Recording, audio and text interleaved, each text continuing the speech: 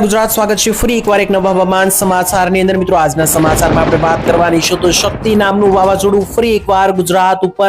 કહેર બરપાવતું જોવા મળી રહ્યું છે। તે લઈને ખાસ કરીને આજનો દિવસ વધારે ખુંખાર બની શકે, કારણ કે ગઈકાલથી જ મિત્રો ગુજરાતની અંદર જે છે તે સમગ્ર ગુજરાતમાં વરસાદો તૂટી પડ્યા હતા અને આજનો દિવસ તો મિત્રો ગઈકાલ કરતા પણ વધારે ભારે બનવાનો છે। તો જો કોઈ બહાર જવાનો પ્લાન હોય તો ખાસ મિત્રો ચેતી જજો, કારણ કે શક્તિ નામનું વાવાઝોડું ગુજરાતમાં જે છે તે તાંડવ લઈને આવી રહ્યું છે। તેની વચ્ચે મોટા સમાચાર આવી રહ્યા છે। આગામી 24 થી 48 કલાક ગુજરાત માટે ભારે રહેવાની છે। જ્યાં મિત્રો આજના વિડીયોમાં આપણે આજના સમાચાર વિશે વાત કરવાની છે। ખાસ કરીને 22 અને 23 એપ્રિલ કેવી રહેશે ગુજરાત માટે, ગુજરાતમાં વાવાઝોડાની કેટલી અસરો જોવા મળશે અને કેટલા વરસાદો જોવા મળશે, સાથે જ કયા ભાગોમાં કેટલો વરસાદ નોંધાશે, આ દરેક માહિતી આપવાના છે આજના આ કામના અને ઉપયોગી વિડીયોની અંદર। તો આવો મિત્રો શરૂઆત કરીએ વિડીયોની। સૌથી પહેલા વાવાઝોડા વિશે તમને માહિતી આપી દઉં તો ખાસ કરીને જે વાવાઝોડા વિશે આપણે અગાઉ આગાહી આપેલી હતી તે વાવાઝોડું મિત્રો હવે ગુજરાત ઉપર ત્રાટકતું અને ખાસ કરીને ફૂંકાતું જોવા મળી રહ્યું છે, જેને લઈને આગામી દિવસોની અંદર હવે મિત્રો જે છે તે ખાસ કરીને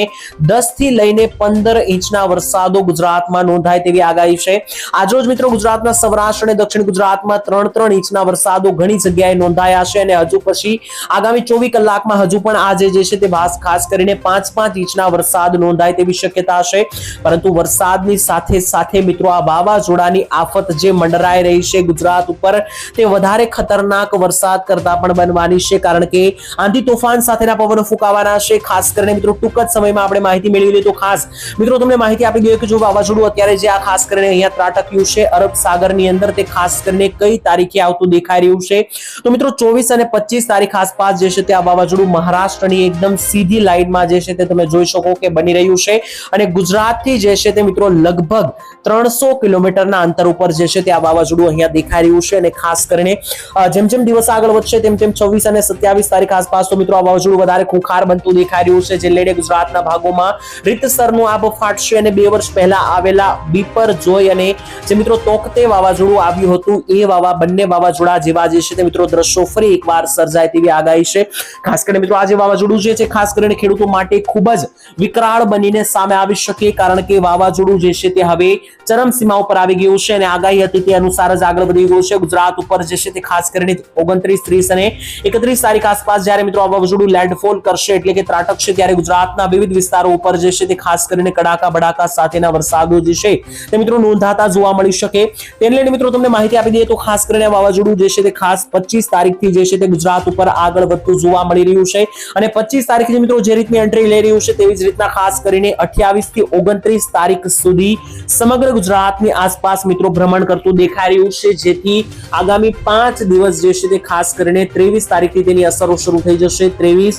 24, 25 અને 26 સાથે જ મિત્રો 27 તારીખ સુધી આ વાવાઝોડાની આ અસરના ભાગરૂપે ગુજરાતના દરિયાકાંઠા સહિત સૌરાષ્ટ્ર અને દક્ષિણ ગુજરાતના ભાગોની અંદર ખાસ કરીને મધ્યમથી હળવા પવનો ફૂંકાઈ શકે તેવી આગાહી છે। અને ખાસ કરીને મિત્રો ખાસ 25 થી 26 તારીખ બાદ જે 28, 29 અને 30 તારીખ બનશે તો આ તારીખો દરમિયાન 28, 29 અને 30 તારીખ દરમિયાન, કારણ કે આ વાવાઝોડું સીધું ગુજરાત ઉપર ત્રાટકતું જોવા મળી રહ્યું છે, જેથી ગુજરાતમાં 150 કિલોમીટર પ્રતિ કલાકના પણ પવનો ફૂંકાઈ શકે, જેને લઈને સંપૂર્ણ ગુજરાતમાં વરસાદી માહોલ છવાઈ જવાનો છે। તો ગુજરાતીઓએ અત્યારથી મિત્રો તૈયાર રહેવું જોશે। તો મિત્રો વાવાઝોડાની ખાસ કરીને જે કે પણ દિશા પરિવર્તન થશે આવનારા દિવસોમાં ચોક્કસ તમને જાણ કરવામાં આવશે। ટૂંકમાં અત્યારે એવી માહિતી છે કે ખાસ જે આ વાવાઝોડું મિત્રો અત્યારે બન્યું છે તે ખાસ આગામી દિવસોમાં ખૂબ જ વિકરાળ બનવાનું છે, તેના માટે દરેક લોકોએ સાવચેતી રાખવી। તારીખો વિશે વાત કરીએ તો તારીખ મિત્રો જે છે તે 24, 25 અને 26 આ તારીખો દરમિયાન વાવાઝોડું ગુજરાતથી થોડું દૂર રહેવાનું છે, જેથી તેની અસરો ગુજરાતમાં દેખાવાની શરૂ થઈ જશે અને તારીખ 30, 31 અને 29 મે આ 3 તારીખ દરમિયાન ગુજરાત ઉપર વાવાઝોડું તૂટી પડવાનું છે, જેથી આ 3 તારીખો દરમિયાન ગુજરાતમાં અતિ ભારે પવન, તોફાન, આંધી અને ખાસ કરીને કડાકા ભડાકા સાથેના 15 ઇંચ સુધીના વરસાદો જોવા મળે તેવી શક્યતા છે। તો મિત્રો વાવાઝોડાને લઈને દરેક માહિતી અને અપડેટ અહીંયા પૂર્ણ થાય છે। ત્યારબાદ હવે વરસાદને લઈને તમને માહિતી આપી દઉં કે આજરોજ ગુજરાતના કયા ભાગો છે કે જ્યાં ખાસ કરીને વરસાદો તૂટી પડવાના છે, તો હું તમને 22 અને 23 તારીખની માહિતી આપી દઉં, કારણ કે આ બંને દિવસો દરમિયાન ગુજરાત ઉપર વરસાદો જે છે તે તૂટી પડતા આપણને દેખાઈ રહ્યા છે। 22 અને 23 તારીખની વિગતથી મિત્રો અપડેટ જોઈ લઈએ તો ખાસ મિત્રો તમને મધ્ય ગુજરાતથી શરૂઆત વાત કરીએ તો મધ્ય ગુજરાતની અંદર કડાકા ભડાકા સાથે વરસાદ તૂટી પડશે તેવું દેખાઈ રહ્યું છે. મધ્ય ગુજરાતની અંદર બોડેલીથી લઈને છોટાઉદેપુરના વિસ્તારો ઉપર જોઈએ તો ગોધરા, લુણાવાડા, કપડવંજ, અમદાવાદ, ધોળકા અને નડિયાદના જે વિસ્તારો છે તેની સાથે સાથે મિત્રો મધ્યના જે ખાસ કરીને અહીંયા આણંદના વિસ્તારો છે, કપડવંજ છે, ડાકોર છે,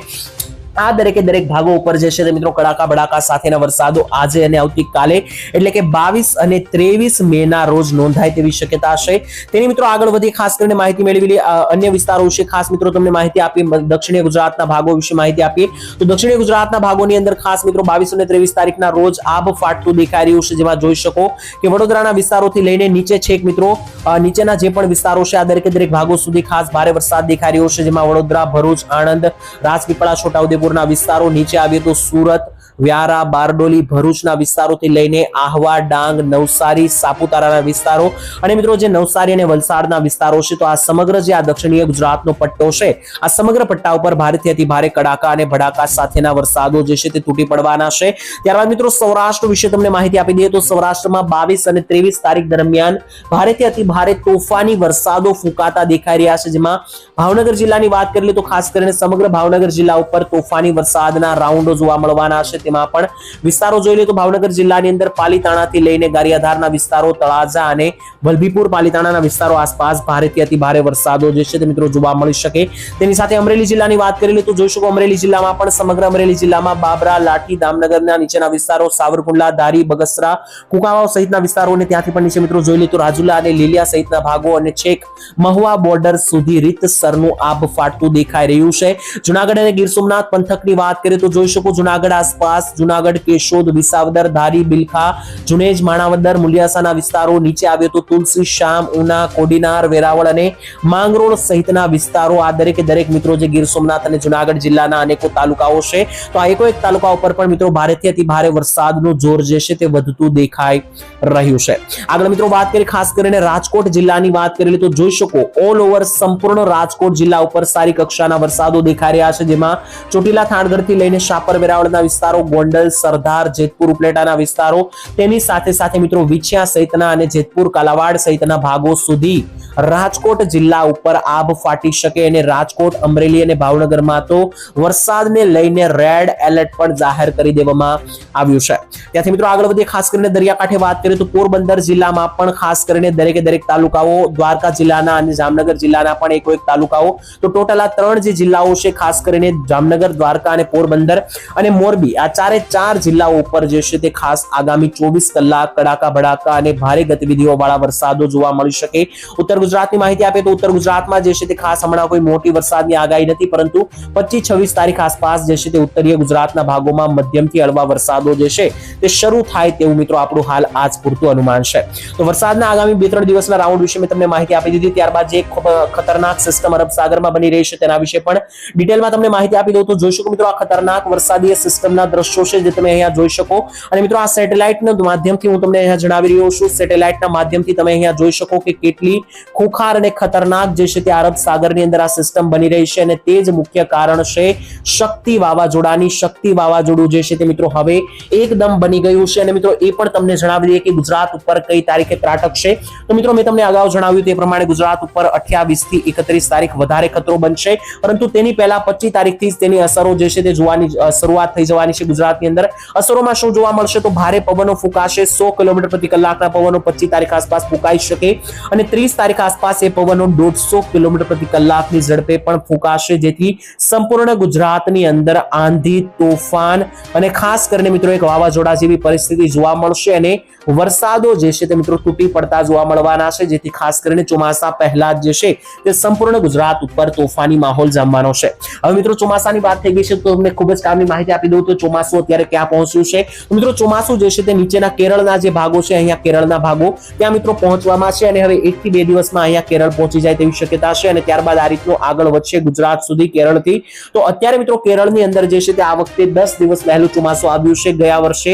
1 જૂને મિત્રો આ ચોમાસું આવ્યું હતું, પરંતુ આ વખતે જે છે તે 25 મે પહેલા ચોમાસું કેરળ પહોંચે તેવા એંધાણ છે. ગયા વર્ષે મિત્રો ગુજરાતમાં પણ ચોમાસાની શરૂઆત જે છે તે મિત્રો 24 જૂને થઈ હતી અને આ વખતે 12 જૂને મિત્રો આ શરૂઆત થાય 12 થી 15 જૂન વચ્ચે તેવી શક્યતા છે, એટલે કે ચોમાસું અત્યારે હાલ પૂરતું 10 થી 12 દિવસ વહેલું ચાલી રહ્યું છે અને ખાસ મિત્રો 12 થી 15 તારીખની વચ્ચે ગુજરાતમાં ચોમાસાનો પહેલો વરસાદ પણ આપણને જોવા મળી શકે. પરંતુ મિત્રો તેની પહેલા અત્યારે આપણું મુખ્ય ફોકસ વાવાઝોડા ઉપર છે. જ્યારે મિત્રો દિવસ આગળ વધતા જશે અને જેમ જેમ ચોમાસાની માહિતી પણ આવતી જશે તેમ તેમ ચોક્કસપણે તમને વિડીયો બનાવીને જાણ કરવામાં આવશે. તો હાલ મિત્રો આજ માટે આટલું જ રાખીએ છીએ. વિડીયો પસંદ આવ્યો હોય તો લાઈક, શેર અને સબસ્ક્રાઇબ કરીને તમારા મિત્રો સાથે વોટ્સએપ ગ્રુપમાં શેર કરજો. સાથે જ મિત્રો વાવાઝોડાની દરેકે દરેક અપડેટ પળે પળની જે છે તે કલાકે જ્યારે દિશા ફરશે ત્યારે આ વિડીયો આ ચેનલના માધ્યમથી અમે વિડીયો બનાવીને તમને માહિતી આપીશું. તો ચેનલ સાથે સબસ્ક્રાઇબ કરીને જોડાઈ જજો. સાથે જ તમે કયા ગામથી આ વિડીયો જોયો અને તમારા ગામનું વાતાવરણ કેવું છે તે પણ કોમેન્ટમાં લખી દેજો. હું તમને મળીશ આવતીકાલે એક નવા હવામાન સમાચારમાં. ત્યાં સુધી રજા આપશો. ધન્યવાદ. જય માતાજી.